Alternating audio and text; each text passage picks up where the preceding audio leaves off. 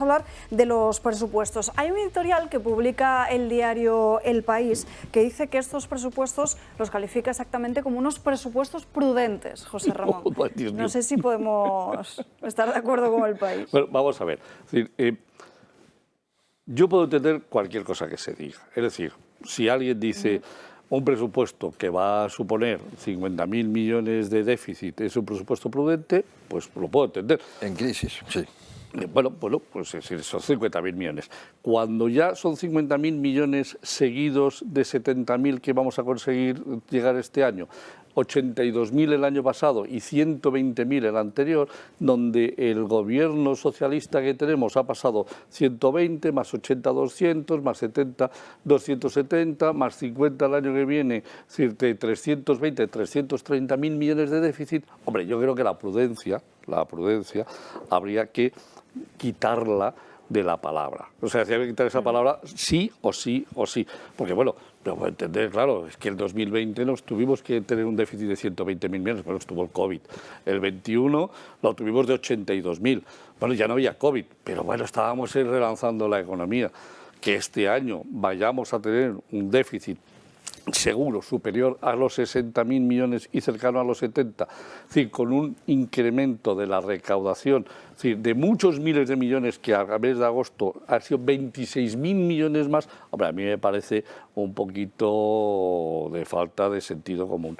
Ahí tenemos precisamente lo que he preparado para que veamos un poco, es decir, de la presentación que hizo Moncloa el otro día, lo he convertido en algo inteligible porque si no, no había manera de entenderlo.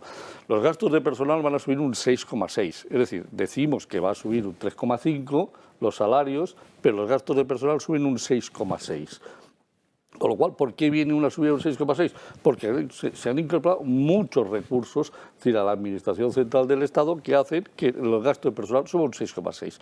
Una partida que es absolutamente intolerable y que habría que hacer un análisis muy profundo y que no he podido porque no tengo los libros todavía, es cómo es posible que los gastos generales, los gastos corrientes, se incrementen en un 18%.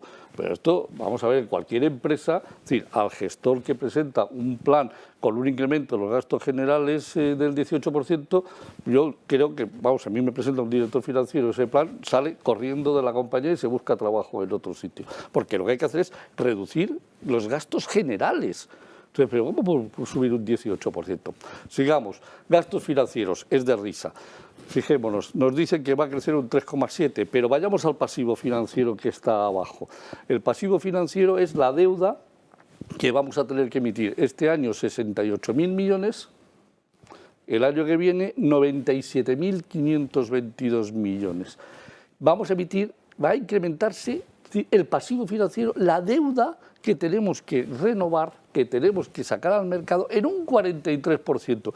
Y me dicen que a los tipos de interés a los que vamos a tener que trabajar en el 2023 solo se nos va a incrementar un 3,7% los gastos financieros. Me están tomando el pelo, perdónenme ustedes. Esto es falso, es incorrecto. Hay que subir esa partida de gastos financieros fácilmente en 5.000 millones si vamos a emitir esa deuda, salvo que nos la vuelva a comprar el Banco Central del Estado, el Banco Central Europeo, es decir, a tipo cero de interés. Pero no creo que eso se vaya a producir con las medidas que tiene que tomar el Banco Central Europeo a efectos de controlar la inflación. Terol, 33% de las inversiones reales, es decir, tienes toda la razón, es decir, van a empezar a anunciar obras que no van a materializar ni por el foro de las narices. Pero un canto de sirena, es que te llevan una licitación pública 6 meses. Y dicen que el gasto total, es decir, sin contar las pensiones, va a pasar de 316.000 a 354.000 millones de euros. Le metemos las pensiones, que eran 171, van a ser 190.000 millones. Los gastos de la Administración Central del Estado van a subir a 545.000 millones. Si a esto le sumamos las comunidades autónomas con un presupuesto de 250.000 millones que hay que quitar aproximadamente unos 100.000 de transferencias que están dobladas, hay que sumarle a 545, a 550, hay que sumarle 150, 700.000 millones de euros de gasto.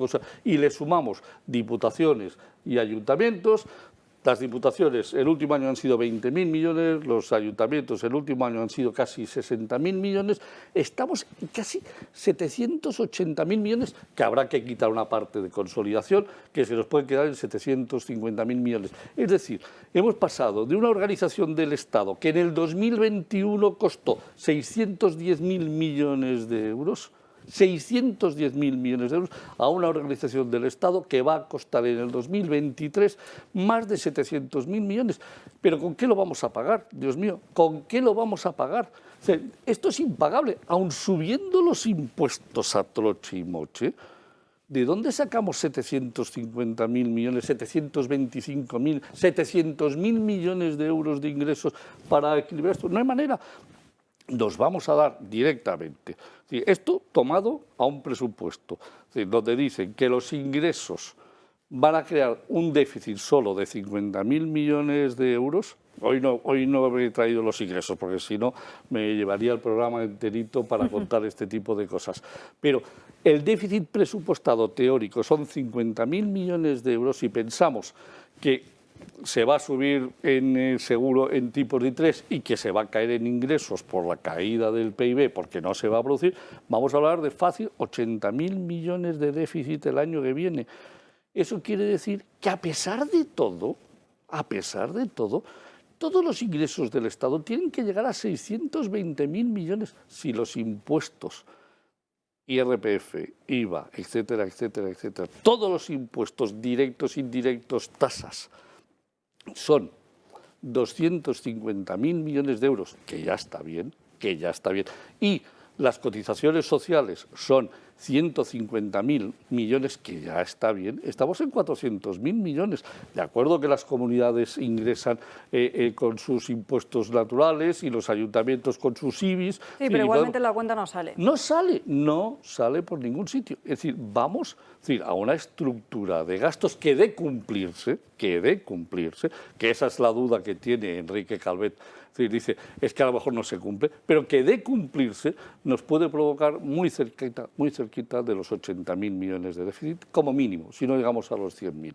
Con lo cual, prudente de verdad, dice el país, después de la que llevamos en nuestras espaldas, en donde llevamos 1.478.000 millones de deuda, casi nos faltan 12.000 millones, 12.500 millones para llegar al 1,5 billones.